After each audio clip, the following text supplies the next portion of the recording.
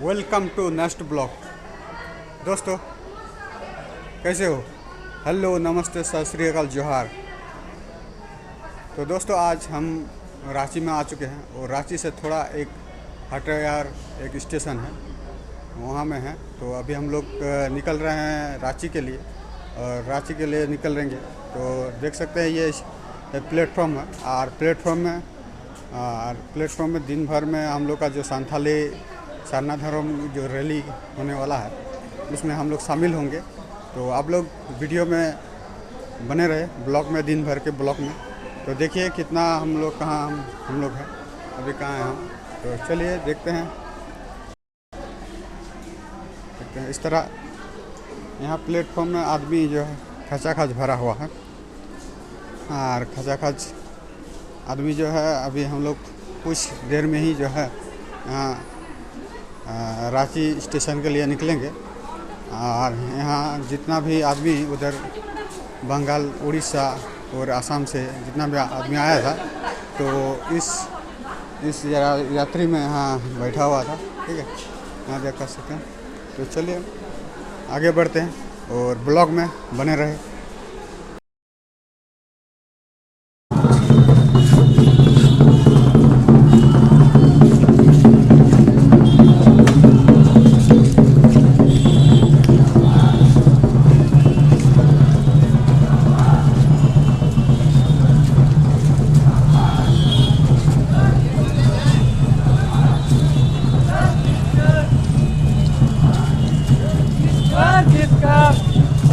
अभिनंदन, जोहार, धन्यवाद।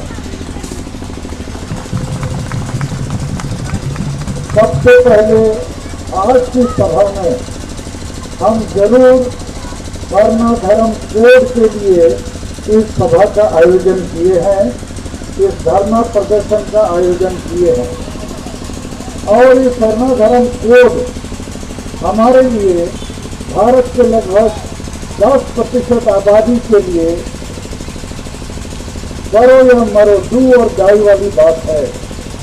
और हम आदिवासी संगठन अभियान की तरफ से भारत के तमाम आदिवासी जो हिंदू, मुसलमान या ईसाई नहीं हैं, उनके लिए एक प्रकार से डू और डाई, करो या मरो की व्यवस्था मैं उनको बताना चाहता हूँ।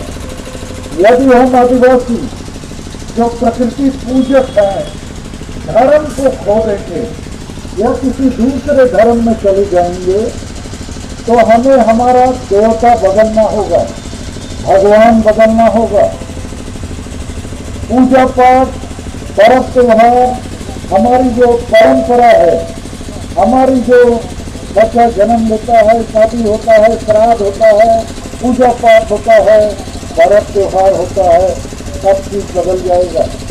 भाषा संस्कृति बदल जाएगी, संस्कार बदल जाएगा, उसका नाम बदल जाएगा, वो विदेशी हो जाएगा, कुछ और हो जाएगा। तो हम आदिवासी इस भारत देश के सबसे पुराने लोग हैं और हम ही हैं जो प्रकृति और पर्यावरण के साथ जीते हैं, इसी को अपना ईश्वर मानते हैं, क्योंकि प्रकृति और पर्यावरण ही हमारा पालनहार है। प्रकृति ही हमें भोजन देता है, पानी देता है, हवा देता है, सब कुछ देता है। और इसीलिए हम लोग प्रकृति को ही अपना भगवान मानते हैं, अभी तक मानते हैं। और यदि हम आदिवासियों को भारत के संविधान में मौलिक अधिकार होने के बावजूद मजबूर किया जाता है कि हम दूसरे धर्मों की तरह विवशता में, दबाव में, प्रलोभन में, राजनीतिक कारणों से जाने के लिए मजबूर किए जाते हैं, तो ये मानवीय अधिकारों का, ह्यूमन राइट्स का वायोलेशन है। आदिवासियों को कुछ और बनाने का षड्यंत्र है। तो इसलिए मैं इसको इस प्रकार देखता हूँ कि भारत के सभी आदिवासियों के लिए, बल्कि दुनिया के आदिवासियों के लिए, प्रकृति और पर्यावरण की रक्षा के लिए भी इस समय भारत देश में आदिवासियों को वर्ण धर्म कोड के नाम से मान्यता मिलनी चाहिए। इस पर मैं एक दो बात और जोड़ना चाहूँगा। यही रांची में बहुत सरना धर्म कोड के लिए बोलने वाले लड़ने वाले अनेक संगठन है। मैं हमेशा कोशिश करता हूँ कि हम लोग मिलकर चलें। जब मांग हमारी एक है तो मिलकर चलना चाहिए, लेकिन दुर्भाग्य हमारे कुछ अगुआ लोग, संगठन लोग, ईगो प्रॉब्लम या जो भी हो, तो मैं उनसे आज भी अपील करना चाहता हूँ, चलो सरना धर्म कोड के नाम से हम सीख हासिल करें। उसी प्रकार हमारे बीच में बड़ा विभ्रांति है, कुछ लोग आदिवासी धर्म कोड के नाम से कुछ सारी धरो, कुछ विधि धरो, कुछ भीली धरो, कुछ गोली धरो। तो हमसे भी रोज लोग पूछताछ करते हैं कि इतने सारे नाम हैं, हम लोग किस नाम से आगे बढ़ेंगे। हमारा इतना ही कहना है, हम आदिवासी प्यासे हैं, हम पानी चाहते हैं। उस पानी को आप वाटर भी बोल सकते हो, पानी भी, जल भी, नीर भी, दाह भी। तो हम लोग विभिन्न नामों से उस पानी की मांग कर रहे हैं। तो भारत सरकार से हम एक ही चीज चाहते हैं, हम जो लोग प्रकृति पूजक हैं, भाई जो भी नाम से दे दो, लेकिन दे दो, हमको हमारा धर्म का पहचान दे दो, और वो देंगे। तो कुछ लोगों के मन में ये तर्क है कि इतना सारा नाम तो सरकार बोल सकती है कि आप लोग पहले एक नाम लेकर आइए। तो ये गलत तर्क है। जैसे एक वैकेंसी है एक डॉक्टर के लिए, 100 लोग अप्लाई करते हैं, तो वो सरकार नहीं बोल सकती है कि 100 लोग डॉक्टर का नौकरी के लिए आ गए हो, पहले एक आदमी तुम लोग चुन के भेजो। ऐसा नहीं होता है। परीक्षा लिखा लो भाई, और जो सबसे ज्यादा नंबर लाएगा उसको डॉक्टर बना दो। उसी प्रकार किसी विधानसभा क्षेत्र में एक सीट है, 10 आदमी खड़ा हो गया, तो ऐसा नहीं बोल सकता है चुनाव आयोग कि 10 आदमी खड़े हो गए, हम क्या करें। अरे चुनाव करा लो, जो सबसे ज्यादा वोट लेगा उसे को ना आप एमएलए बनाएंगे। तो 2011 के जनगणना में जो भारत सरकार का जनगणना का डाटा है कि सरना धर्म कोड के नाम से करीब 50 लाख लोग लिखाए, और आदिवासी धर्म करीब 45,000, सारी धर्म करीब 4 लाख, और गोंडी भिली आदि का कोई ज्यादा संख्या नहीं है। तो मैं कह सकता हूँ भारत सरकार को कि सेमीफाइनल हम लोगों का 2011 में हुआ, हमने 50 लाख नंबर लाया है। अभी अगला जब भी आप जनगणना करेंगे हम 100 लाख पार करेंगे।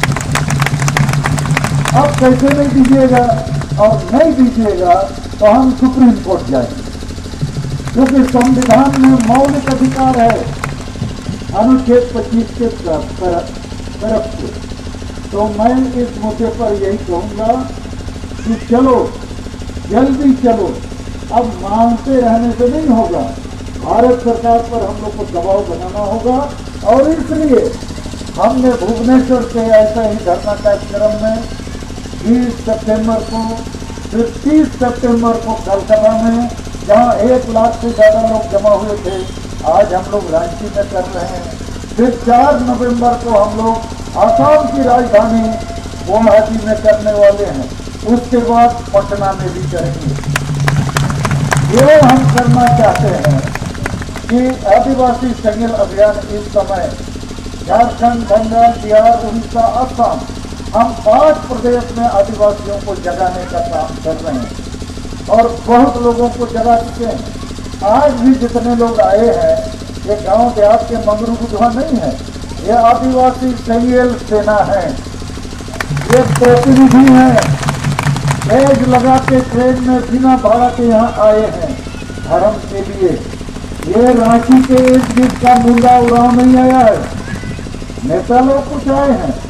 तो कहने का मेरा मतलब है, कोई लोग साथ दे या ना दे, बालखंड मुर्मू और सेंगल सेना मिलकर हम लोग इसको ठीक करके दिखाएंगे। और इसीलिए हमने भारत सरकार को पहले भी अल्टीमेटम दिया है, आज भी दे रहे हैं कि 20 नवंबर 2022 तक भारत सरकार सरना धर्म कोड के मामले पर आप घोषणा करो, मान्यता दो, नहीं तो बातचीत शुरू करो और नहीं तो पॉजिटिव संकेत अर्थात सकारात्मक संकेत दो, अन्यथा हम 30 नवंबर 2022 को राज में रेल रोड तक का जाम करेंगे।